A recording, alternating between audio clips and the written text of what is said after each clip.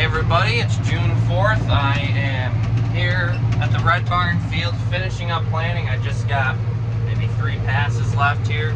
I could have finished last night, or what was the last video, but it got just dark enough I couldn't see my mark where I'm putting the no-till in here. Right over here is where it was tilled, so my mark showed a lot better. But once I get done with this, I greased the planter up too before I started and oil the chains.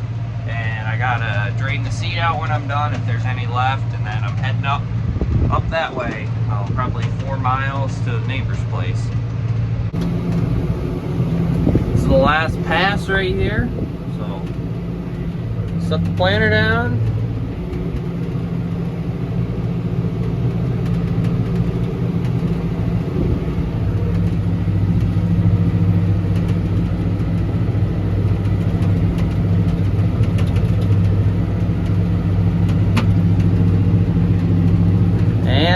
Just like that, we're done planting our corn for this year. All farmers kind of get this sigh of relief when you finish something big like this, like planting or anything, chopping, anything like that. You're like, okay, finally done. Now we can focus on the next thing. But I'm kind of relieved now, but now we gotta plant someone else's corn, so we'll go get that started now. I got the seed boxes drained out. There was only a little less than a bag in total across the whole planter, so we did pretty good on how much seed to put in. So yeah, we're gonna get heading up. It's on the main road most of the way, so get a lot of vehicles behind me. There's a way up there pretty flat and wide open, and a lot of people can pass me there pretty much, so there's a few places that people can get by. So when we get done planting up at this person's place, there's a different way we can come home on the other end of the farm. I've been coming home that way from there. Last year I did, because you don't need as many vehicles, and I'm gonna have to this year anyways because of that bridge being out, so kind of works out. Oh, there goes my dad. He had to go, we had a few cows up there at their place too, and the one cow got a little sick, so she's got to go to the vet today, so he's heading there now. So I made it up here, filled up with seed, and we're planting now. This is up tilled ground. I think he dissed it just a couple times, so it's super mellow. I gotta adjust the depth up because it doesn't take as much pressure to plant through this, and then closing wheel pressure, I'm taking a little bit off that, so you're not compacting the ground so much. Got the planter set, and there's a deer right here I'm coming right up on. There she goes. She probably has a fawn in there somewhere. There's a lot of deer up in this area too, probably more than we have, because there's a lot more wooded areas and hills here that they can kind of hide in. It's not as populated, I guess you could say, as our area too.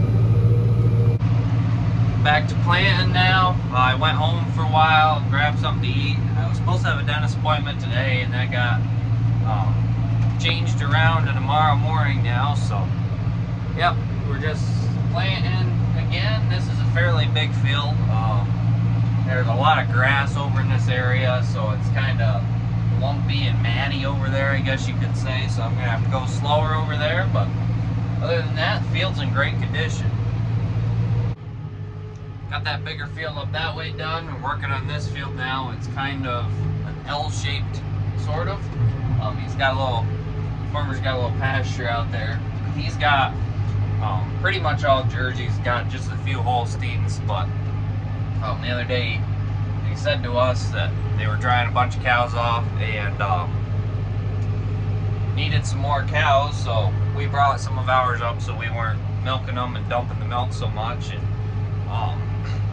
when the next sale is down in Lancaster, we will probably come get them and sell them then, because need a little extra money for all the stuff we're spending it on this spring. We got fertilizer and spraying costs are the main one, and then just like that tractor we just got fixed, that's another pretty big expense right now. And there's just a lot of things in the spring that cost money. So yeah, we'll get those cows sold at some point.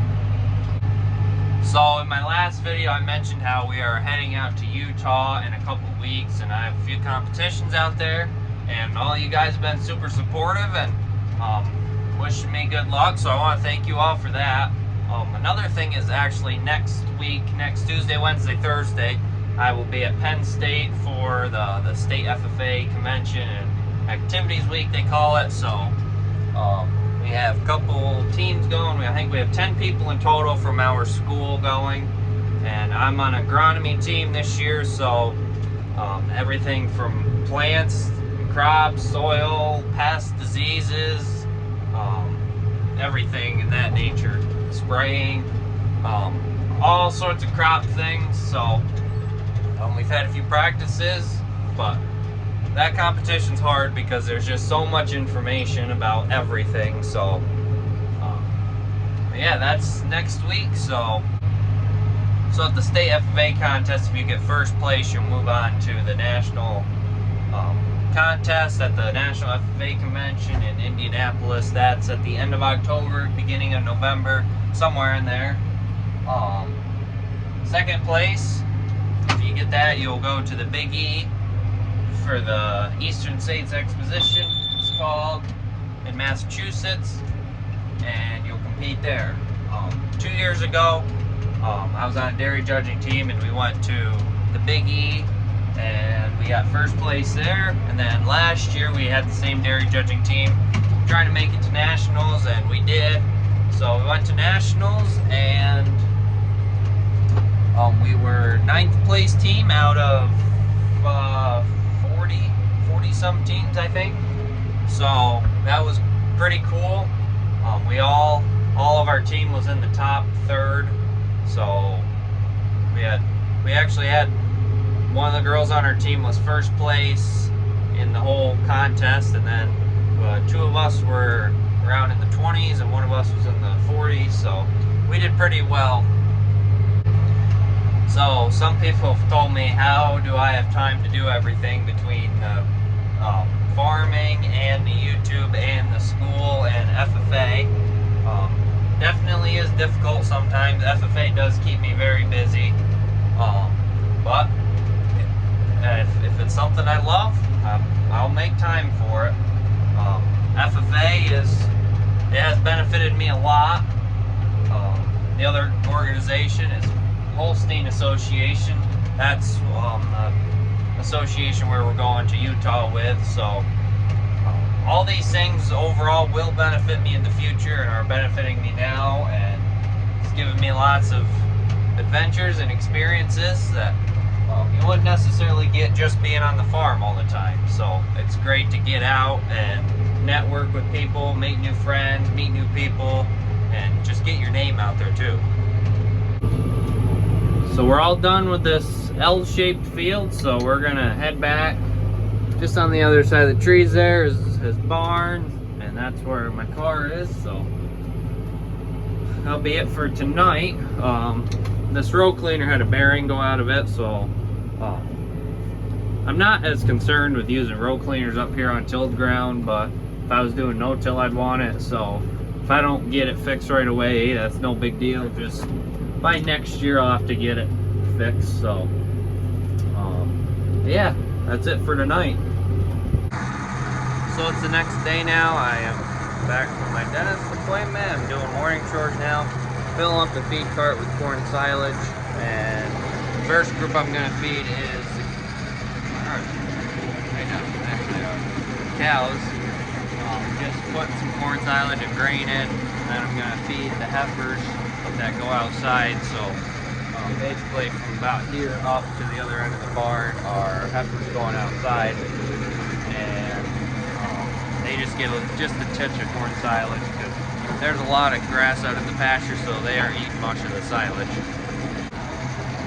These heifers that are at the end of the row here, they're getting a little bit of corn silage and hay at night and a little bit of grain. We got the silage all in. Just gonna kick on this auger. There's grain there. We got a small grain bin out behind the barn there that Judson filled up whenever we need it.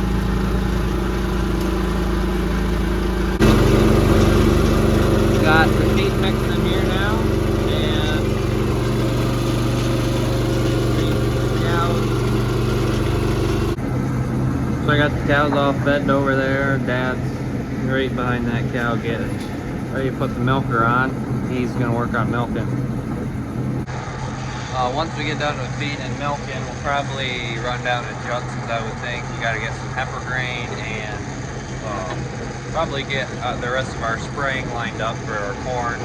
We got the rest of that planted. We'll spray on we normally spray Roundup and atrazine in the first pass just after we plant. So I put this feed down in these heifer stalls. They're just getting silage, they aren't getting any grain because they're getting their protein from the grass outside. We're back up here planting today. Got a nice view from this field. Seems a little hazy out today. I guess it's pretty cloudy, but off in the distance you can tell it kind of looks hazy, but yeah, it's just kind of humid out today and not sunny. So I had a good question in the comments in the last video, and they said I could answer it in this video. So it was wondering if we soil test our fields. So soil testing is recommended to be done every 3 years. We definitely don't do it that much like we should. It's something I'd like to do here at some point again soon. Yeah, but it's been quite a few years since we've done it. Soil testing can tell you quite a bit. It tells you your NPK levels, so your nitrogen, phosphorus, and potassium levels, and if they're, I believe it's listed as like below optimum, optimum, and above optimum, or something like that. And it gives you, you'll like put in however many, or the crops you're going to put in the field the next 3 years, like your crop plan, and then it'll tell you from that sample what you should do from the sample, like if you need to put on certain fertilizers, if you need to do this to the field, if you need to do that to the field, anything like that. So soil testing is definitely a good thing and something we need to get done again here soon. So soil samples will also tell you the pH of the soil. So some crops I think want different pHs if I'm not mistaken, but if you need your pH adjusted, you can put on a high magnesium lime. That will adjust that. We haven't done that in a few years either, but there's getting to be a few more options around here. Judson's, where we get the fertilizer from, they have some lime spreaders, and they have ways to get lime. But so that's gonna be it for the video today, guys. I finished planting those 2 fields last night, or yesterday I guess. So I got one more field to plant for the other farmer, and then we'll be done planting then. So yeah, hopefully he's got that field ready soon. And then it's been a little while since we got some rain, but the last 2 or 3 days have been cloudy like this, and the next about 4 or 5 more look like they're gonna be cloudy like this. So we probably could use a little shot of rain to get some of this newly planted stuff going, and then looks like next week is going to be hot and sunny, which is good. So yeah, thanks for watching, and we'll catch you in the next one.